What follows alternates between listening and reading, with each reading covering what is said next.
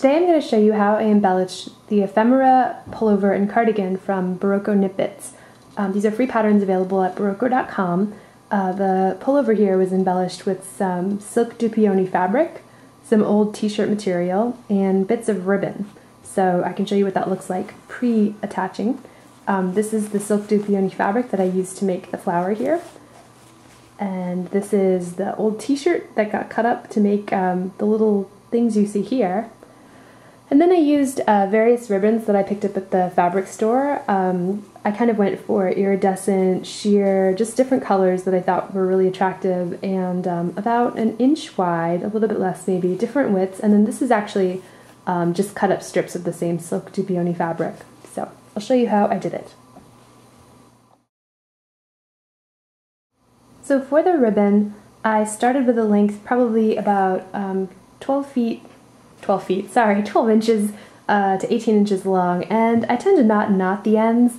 I just leave them free, and then later on I go back and secure it with a bit of sewing thread if I need to, but often it just is secured pretty sufficiently. So I thread the ribbon on a large eye needle like this. This is a bit exaggerated, but this is pretty much what you need.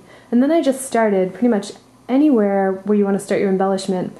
And I basically did little running stitches, and I kind of went willy-nilly.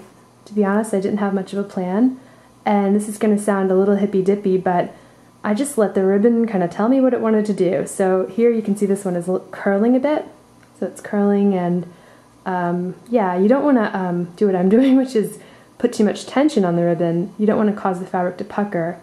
So let's see, kind of just fill in some area here. I was going for a bit of a floral motif, but you can do anything you want. It's obviously a little abstract, so oops, lost my ribbon there. So I kind of like how it's curling and puffing, so I would probably fill in, maybe complete the petal formation there, maybe make it look a little neater. A great thing about this kind of embroidery is that you can just easily undo it. Loosen it if you don't like it, undo it, and start again.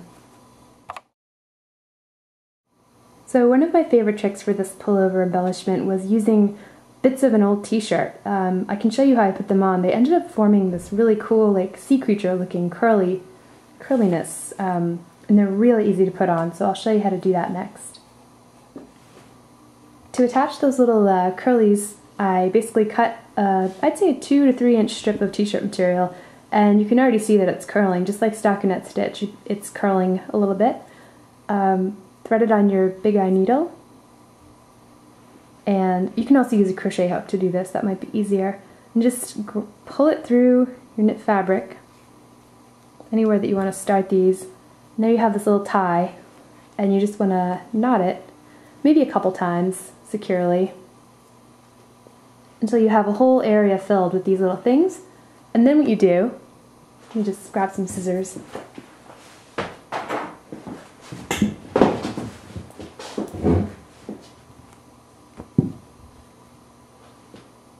So after you have an area filled with these little things, you can cut them. Just cut straight across.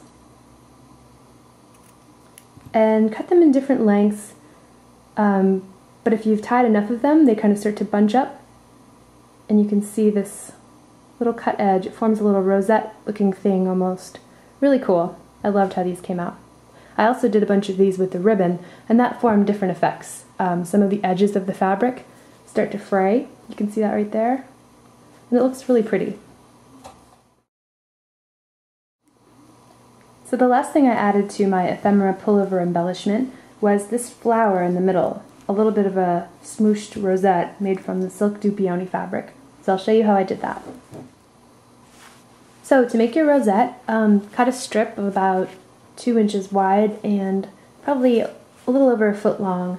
And this is, yeah, I'd say this is about 12 inches right here. And what I did was I just started to twist the fabric, like so. And then I folded it in on itself, kind of making a circular rosette shape. And I wasn't too precious about it. I didn't want it to look too perfect or too neat. I just kind of played around with it until it resembled a flower. So this one's obviously a little messier than the one in the finished pullover, but it gives you the idea of how I made it. So after you've curled it into a shape that you like, you can pin it in place using some just regular straight sewing pins. That would help you to keep it in place and maintain the shape while you sew it down. Then just thread a regular sewing needle. I have hot pink thread here, but you probably want something that matches either your sweater or the fabric here. Probably the fabric here would be my choice. And then just start at one edge on the outer edge of the flower and pierce right through the silk fabric and your sweater. And just use a whip stitch to attach it to the sweater fabric all the way around. This needle's a little bit blunt. So do that all the way around the edge, and then you can kind of go inside here and just tack it down in a few places if you like. You can keep it as 3D or as flat as you want to, using however many stitches you'd like to do either of those effects.